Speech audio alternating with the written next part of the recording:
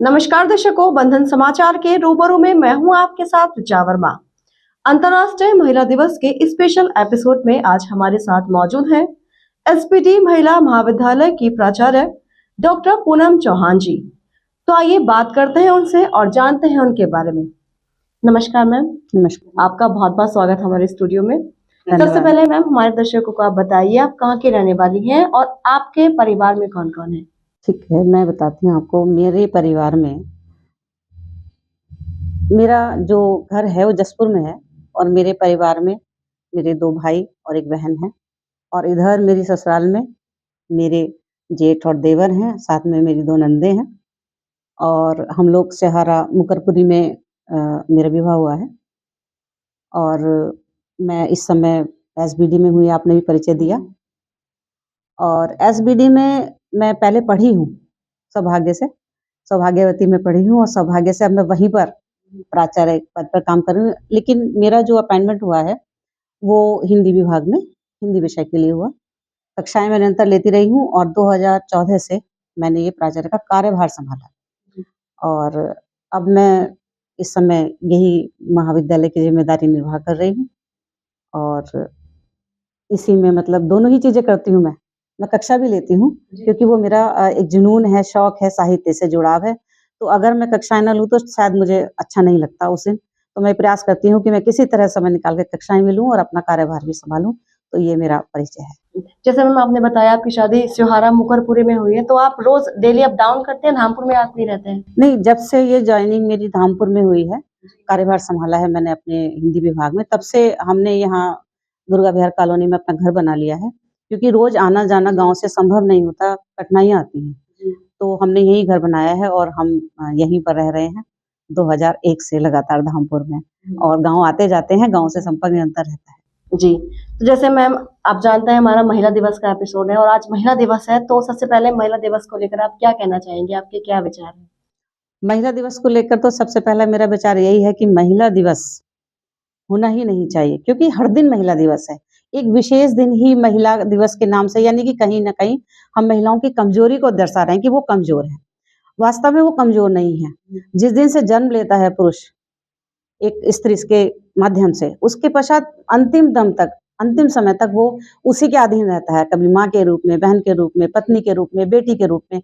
तो महिला के बिना तो कोई दिन है ही नहीं। तो महिला दिवस में तो मेरा यही कहना है कि हर दिन महिला दिवस है, इसे मनाने की आवश्यकता नहीं होनी चाहिए, लेकिन है कि कहीं न कहीं कुछ कारण तो है। जी, जी।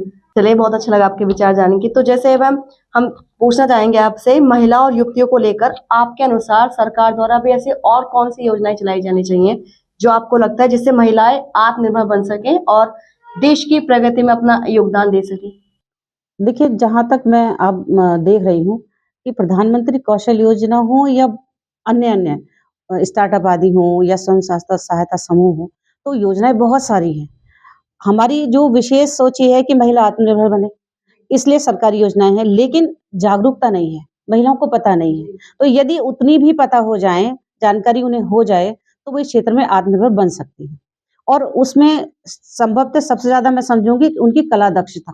जैसे कि वो सिलाई करना, बुनाई करना, क्रोशिया करना और अच्छे-अच्छे व्यंजन बनाना, वो सब जानती हैं।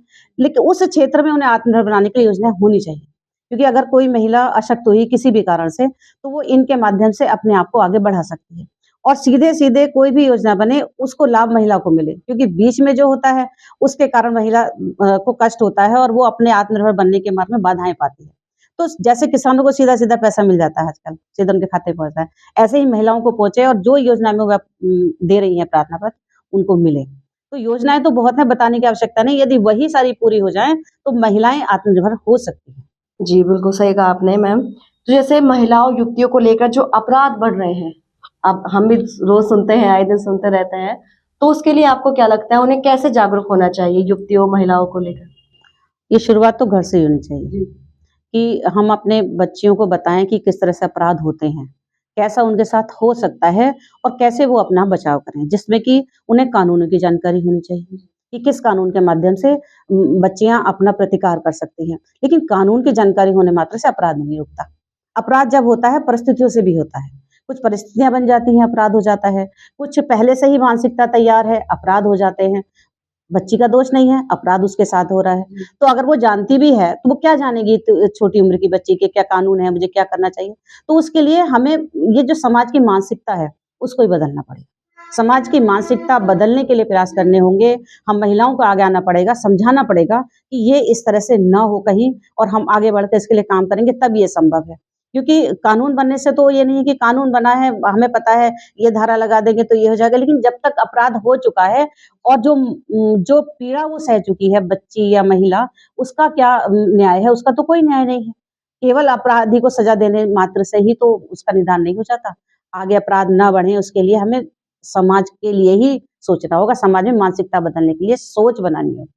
हमें महिलाओं को भी इस दिशा में कार्य करना है, पुरुष को भी करना है, क्योंकि पुरुष ही मात्र दोषी नहीं है, कहीं न कहीं महिलाओं का भी कुछ न कुछ ऐसा रोल होता है, अपने आप भूमिका होती है कि अपराध में वो सहयोगी बन जाती है।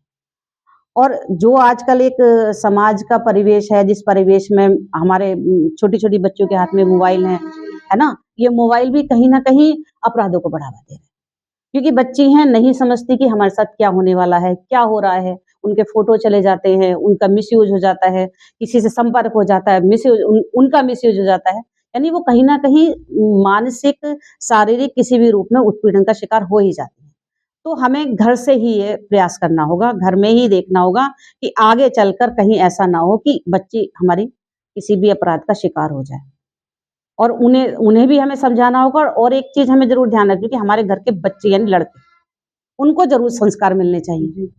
क्योंकि वो देखते हैं वो ये नहीं सोचते कि मेरी बहन जैसी भी दूसरी लड़की है, मेरी माँ जैसी भी दूसरी स्त्री है, मेरी बहन जैसी यानी ये सब चीज़ें वो नहीं कई बार समझ पाते, केवल अपने घर की महिलाओं को ही सम्मान देते हैं, बाहर की महिलाओं को सोचते हैं कि ये तो औरत है, महिला है, लड़की है।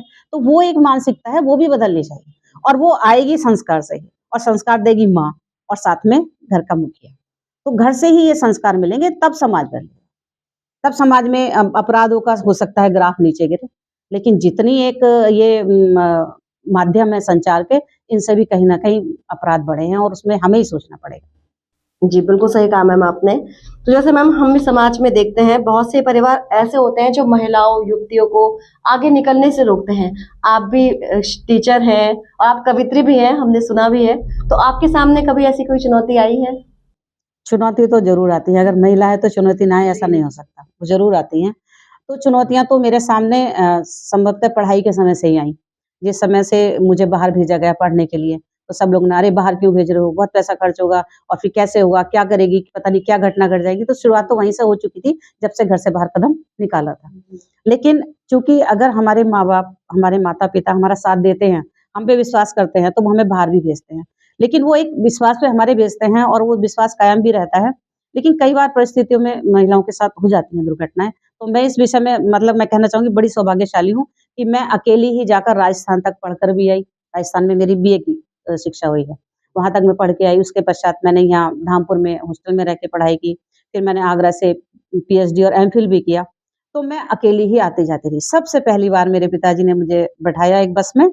एक बार तो वो एडमिशन करा के आए, उसके बाद उन्होंने मुझे बस में बिठाया कि तुम चले जाओ। वो पहला दिन था जिस दिन मुझे लगा था कि मैं अकेली जा रही हूँ। उसके बाद जब मैं वो मेरी यात्रा पूरी हो गई और उसके पश्चात मैं हॉस्टल में पहुँच गई और मैंने पढ़ाई करी। उसके बाद मैं जब भी आई अकेले, फिर मुझे उस दिन मुझे आत्मविश्वास आ गया। तो बच्चों पर भरोसा करके, लड़कियों पे भरोसा करके उन्हें आत्मविश्वास तो माँ-बाप ही देते हैं, तो वो मुझे मिला। तो घर से बाहर निकली, चुनौती मिली और शिक्षिका हूँ तो बहुत बार चुनौतियाँ आती हैं। लेकिन सौभाग्य है कि कोई ऐसी घटना नहीं मैं बता सकती कि हाँ, मेरे साथ कुछ गलत हुआ। क्योंकि सर्विस करने जब मैं चली यानी नौकरी पे मैं गई, तो मेरे पति हमेशा साथ रहे। ये है ना कि स्त्री और पुरुष का साथ कहीं भी अलग अलग नहीं है। पति के रूप में साथ है आपके, आपका सहयोगी है, पुत्र के साथ पुत्र है, तो आपके घर में आपका सहयोगी है। और अगर आपका भाई है, तो आपका सहयोगी है। तो स्त्री-पुरुष तो एक-दूसरे के पूरक हैं। बस केवल मानसिकता ही तो है जो कहीं-कहीं इस तरह की स्थितियाँ पैदा हो जाती हैं। तो चुनौती तो आई हैं और मैं जब कवित्री के रूप में जाती हूँ, वो मेरे साथ हमेशा जाते हैं। तो वो सहयोग मेरे लिए बहुत बड़ा है। क्योंकि मैं कहीं अब भी आज भी अगर आई हूँ, तो मैं उनके साथ ही सफ़र कर लेती हूँ, तो चुनौतियाँ इसलिए शायद मेरे सामने कम आई हैं, लेकिन वास्तव में आती हैं। मैं जाती हूँ जहाँ प्रोग्राम में जाती हूँ, तो वहाँ उस महिलाएँ भी आती हैं जो अकेली आई हैं। अब प्रोग्राम लेट हो गया, कार्यक्रम लेट हो गया, वो लेट जा रही हैं, तो जब तक वो घर ना पहुँच जाएँ, क्योंकि हम भी उस प्रोग्राम में तो हमें लगता है कि वो सुरक्षित हों। तो चुनौतियाँ तो रहती हैं महिलाओं के सामने, मेरी भी रही, लेकिन मेरे साथ सहयोग ज़्यादा रहा। मुझे कम चुनौतियों का सामना करना पड़ा इस रूप में कि मेरे साथ कोई नहीं था। कभी मेरे पिता थे, कभी मेरे भाई थे, अब पति हैं। जी, तो जैसे और लेडीज़ होती हैं, ऐसे आपने बोला बहुत सारी लेडीज़ आती हैं, बिल्कुल होती हैं। कुछ होती हैं जो घर में रुक जाती हैं, सुन लेती हैं, तो ऐसी लेडीज़ के लिए आप क्या कहना चाहेंगी? उनको कैसे जागरूक करना चाहेंगी आप? अच्छा, जो घर में रहती जी, हैं। जी, जो घर में रुक जाती हैं, रोक-टोक हाँ, हाँ, हाँ। रोक-टोक सह लेती हैं। नहीं तो वो तो ख़ैर उनको ही अपने अंदर आत्मविश्वास लाना पड़ेगा कि वो अपने आप के लिए संघर्ष करेंगे, नहीं मुझे जाना है। और ये मतलब उन्हें भरोसा देना पड़ेगा, जैसे मैं बता रही कि उन्हें भरोसा हुआ मेरे ऊपर कि हाँ, ये चली गई, कोई दिक्कत इसे नहीं आई और आगे तक वो मैं कभी फिर किसी के साथ नहीं गई। जब तक मैंने पढ़ाई की, विवाह के बाद मैं भले ही साथ हूँ, फिर मैं किसी के साथ नहीं गई। तो ऐसे ही विश्वास करना पड़ता है माता-पिता को, घर के सदस्यों को कि हमारी बहन, हमारी पत्नी, हमारी बेटी बाहर जा रही है, तो वो इतनी सक्षम है कि अगर कुछ समस्या आएगी तो उसको सामना कर सकेगी, उसका समाधान कर सकेगी। और वो समाधान भी परिवार से मिलते हैं कि अगर ऐसा हो तो ऐसा करना, ऐसा हो तो ऐसा करना। साथ ही जागरूकता के बहुत सारे क्षेत्र हैं जिससे हम जागरूक हो सकते हैं। आप मीडिया से जागरूक हो सकते हैं। मीडिया में बहुत सारी चीज़ें आती हैं कि एक अकेली स्त्री है तो उसे क्या करना चाहिए। तो ये लड़कियों को यानी हम ही को आगे आना पड़ेगा इसके लिए कि हम जागरूक हों। हम खुद ही सीखें कि अगर हम घर से बाहर हैं, तो हमारी कोई समस्या होगी तो हम उससे कैसे निपटेंगे। ये नहीं कि हाँ, हमारे साथ रोज़ हमारे पिता जाते हैं, हमारे पति जाते हैं, तो हमें आगे कोई दिक्कत ही नहीं आएगी, ऐसा तो नहीं है ना। तो वो हमें दिमाग में रखना पड़ेगा हमेशा, जागरूक रहना पड़ेगा कि कोई समस्या आएगी तो हम ये अब कानून ने कितने सारे नंबर हमें दिए हैं, उन नंबरों को हमें याद रखना पड़ेगा कि यदि हमारे सामने ऐसी समस्या है, तुरंत हम कॉल करेंगे। या फिर बहुत से आत्मरक्षा के गुर हैं, जिनसे हम सीख सकते हैं कि कोई समस्या आई तो कैसे हमें उसका सामना करना है। तो ये हमारी ही ज़िम्मेदारी है कि हम जागरूक रहें। जी, चलिए जैसे मैम अभी आपने कहा आपके हस्बैंड आपके साथ हर जगह जाते हैं, आपका पूरा सपोर्ट करते हैं। तो आपकी ससुराल में और कोई ऐसा जिसने आपकी सास हुए, आपके ससुर हुए, उन्होंने कभी आपके साथ कुछ मना किया हो आपको कहीं जाने से कुछ ऐसा? नहीं, नहीं, नहीं मुझे कभी भी नहीं मना किया, यहाँ तक कि जब शादी की शुरुआत थी और ये हुआ कि उन्होंने पूछा कि अब आगे क्या करना है? मैं एमफ़िल कर रही थी, तो मैंने कहा मुझे आगे पढ़ना है, पढ़ना मतलब पीएचडी करनी है। तो उन्होंने कहा ठीक है, पूरा सपोर्ट किया? पूरा सपोर्ट। तो चाहे ससुर हों, चाहे ससुराल हो या मेरा घर का अपना, सबने मुझे सपोर्ट किया और शायद इसलिए भी हो सकता है ये आत्मविश्वास आया कि हम कुछ भी कर सकते हैं और हम कर रहे हैं लगातार। बहुत अच्छी बात है मैम। चलिए जैसे मैम आपके आज के समय में हम देखते हैं दहेज हत्या के मामले भी बहुत बढ़ रहे हैं। कहीं न कहीं हम सुनते ही हैं, कभी न्यूज़ भी आती है, हम बहुत जगह ऐसा देखते हैं लेडीज़ को ससुराल वालों ने मार दिया हो, दहेज को लेके मार दिया हो। तो ऐसी महिलाओं के लिए आप क्या कहना चाहेंगे? कुछ ऐसी होती हैं जो ससुराल वालों से दहेज के मामले में सुनती रहती हैं। ऐसी महिलाओं के लिए आप क्या कहना चाहेंगी? उन्हें क्या करना चाहिए जागरूक होने के लिए? दहेज तो कोढ़ है हमारे समाज का और इसमें सहयोगी दोनों पक्ष हैं। चाहे तो इस लड़की का पक्ष हो या लड़के का, दोनों ही दोषी हैं। क्योंकि माँगने वाला अगर दहेज माँगता है, तो देने वाला क्यों दे रहा है? देने वाला भी तो अपने सुख के लिए दे रहा है कि मैं जितना पैसा, जितना धन दूँगा, मेरी बेटी उतनी ही सुखी रहेगी। बेटी भी सोचती है कि मैं जितना सामान लेके जाऊँगी, उतना ही मेरा सम्मान होगा। वो हर सामान के लिए खुद कहती है मुझे ये चाहिए, मुझे ये चाहिए। तो ये जो चीज़ है दहेज की, इसका बढ़ावा तो हम दोनों के द्वारा दिया जा रहा है। अब इसमें वो लड़कियाँ परेशान हो जाती हैं जो चुप रहती हैं। तो वो जो चुप रहने वाली लड़कियाँ हैं, उन्हें कहीं न कहीं कुछ लोगों का सपोर्ट लेना चाहिए। वो क्या करती हैं, वो चुप रहती हैं, वो किसी का सपोर्ट नहीं लेना चाहती।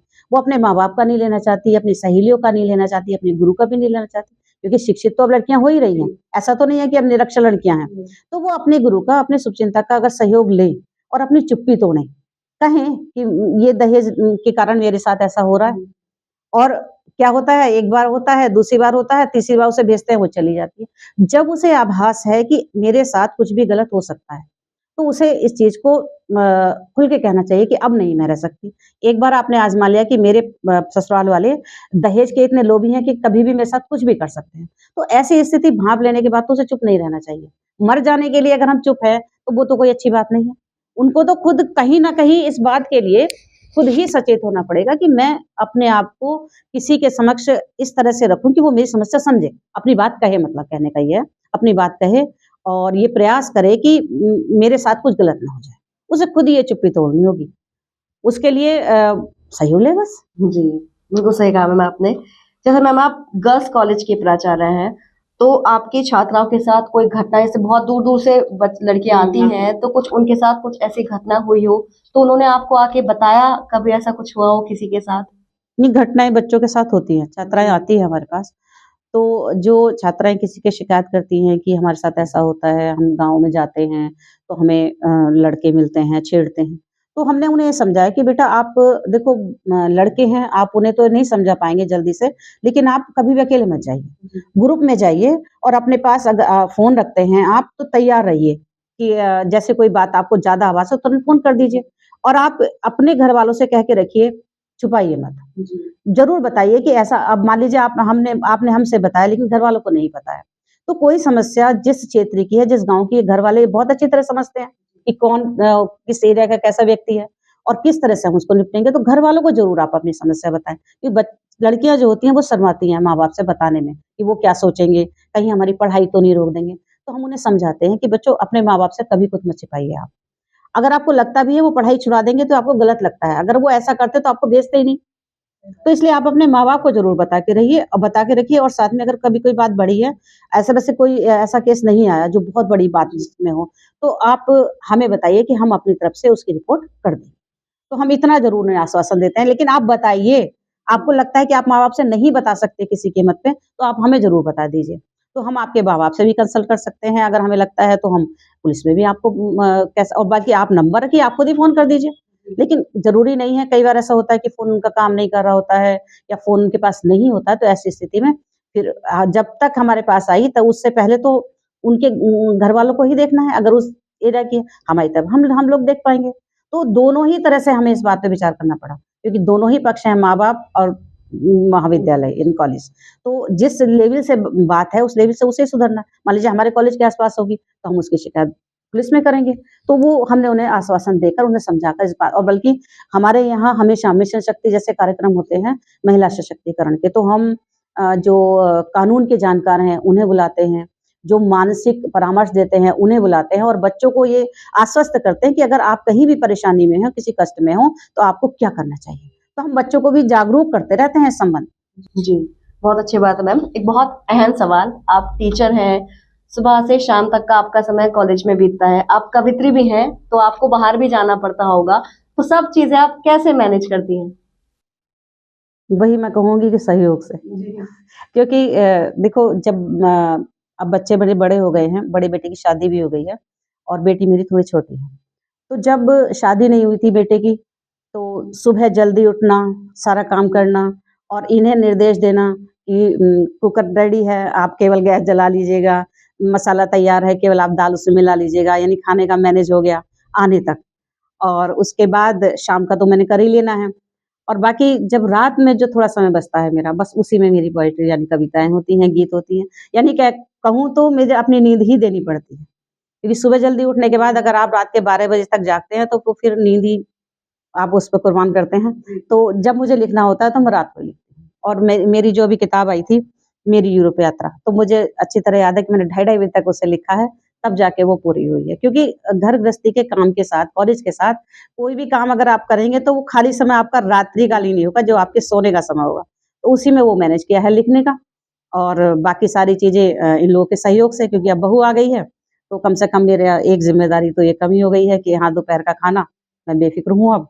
रात के खाने में वो बनाती हैं, खाते-पिलाते उसके बाद जो में समय बचता है। लेकिन समय थोड़ा-सा और कम बचने लगा, एक छोटा पोता है, 3 साल का, तो बस उसके साथ थोड़ा लगे रहना होता है, तो वो भी बस रात में ही हो पाता है। जो भी काम होता है मेरा लेखन का रात को होता है और बाकी कहीं जाना होता है, तो वो लोग खुद मैनेज कर लेते हैं घर में। तो मुझे घर की चिंता अब कम हो गई, तो ये उसके लिए मैं सहयोग के लिए उसे बधाई दूँगी, अपनी पुत्रवधू को कि वो जब से आई है, तब से मेरे काम में थोड़ी तेज़ी तो आई ही है। चलिए बहुत अच्छी बात है मैम। तो जैसे महिला दिवस भी है, आप कवित्री भी हैं, तो कुछ महिलाओं को लेकर आप सुनाना चाहें हमारे दर्शकों को? हाँ, बिल्कुल सुनाना चाहूँगी मैं। अरे लाडली बिटिया तू फँस मत जाना जाल में, अरे लाडली बिटिया तू फँस मत जाना किसी के जाल में। यहाँ भेड़िए बैठे हुए हैं इंसानों की खाल में, यहाँ भेड़िए बैठे हुए हैं इंसानों की खाल में। सब्ज बाग दिखलाएगा वो आएगा जब पास तेरे, सब्ज बाग दिखलाएगा वो आएगा जब पास तेरे। मीठी मीठी बातों से कर देगा तुझे वो आसरे। तो बहुत अच्छा लगा आपके विचार जान के। ले अब अंत में हमारे चैनल के माध्यम से आप हमारे दर्शकों को, महिलाओं को, युवतियों को क्या संदेश देना चाहेंगी? महिलाओं के लिए बस इतना ही संदेश है मेरा कि वो अपने आप को आत्मनिर्भर बनाने की हमेशा सोचें। वो इस बात को हमेशा ध्यान रखें कि वो आत्मनिर्भर बने, शिक्षित बने और अपने आप को एक कमज़ोर नारी के रूप में ना समझें। उनके अंदर बहुत ताकत है, क्योंकि अगर एक स्त्री जन्म दे सकती है, तो उससे ताकतवर कोई है ही नहीं। तो वो ये ना माने कि मैं कहीं कमज़ोर हूँ। वो बात अलग है कि उसे कहीं न कहीं सहायता लेनी पड़ती है, तो सहायता ले लेकिन अपने आप को कमज़ोर ना समझे और आत्मनिर्भर बनने की दिशा में वो प्रयास करती रहे और सदैव ये सोचे कि मैं कर सकती हूँ, ये भावना अपने मन में रखे। और साथ ही जो पुरुष वर्ग है, पुरुष वर्ग क्योंकि स्त्री-पुरुष एक-दूसरे के पूरक हैं, मैंने शुरू में कहा था, तो वो महिलाओं का सम्मान करें, क्योंकि कोई भी स्त्री है, महिला है, वो सम्मान चाहती है, अपनी भावनाओं का सम्मान चाहती है, तो वो सम्मान उसे मिलेगा तो संभवतः ये सम्मान की भावना ही कहीं न कहीं पुरुष को कुछ गलत करने से रोकेगी। तो उसका उत्पीड़न भी रुकेगा और उसे ये आभास भी होगा कि मैं जिस समाज में हूँ, उस समाज में मैं सुरक्षित हूँ। तो यही संदेश है कि आत्मनिर्भर बने और समाज की उन्नति, प्रगति के लिए वो आगे बढ़कर अपनी जो भूमिका है, उसे निभाए, क्योंकि पुरुष से कहीं भी कम उसकी भूमिका नहीं है, ज़्यादा ही है। तो इतना मेरा संदेश सभी के लिए है, चाहे वो स्त्री हो, चाहे पुरुष हो, क्योंकि स्त्री-पुरुष से ही समाज बनता है। जी, बहुत-बहुत धन्यवाद मैम हमें अपना समय देने के लिए, और हमारी तरफ से भी आपको महिला दिवस की बहुत-बहुत शुभकामनाएँ। मेरी तरफ से भी सभी को महिला दिवस की शुभकामनाएँ इस रूप में कि महिला दिवस हर दिन महिला दिवस ही हो। धन्यवाद। बहुत-बहुत धन्यवाद मैम। तो ये थी हमारे साथ एसपीडी महिला महाविद्यालय की प्राचार्य डॉक्टर पूनम चौहान जी। मिलते हैं अगले एपिसोड में एक और नए मेहमान के साथ। तब तक के लिए बने रहें और देखते रहें बंधन समाचार।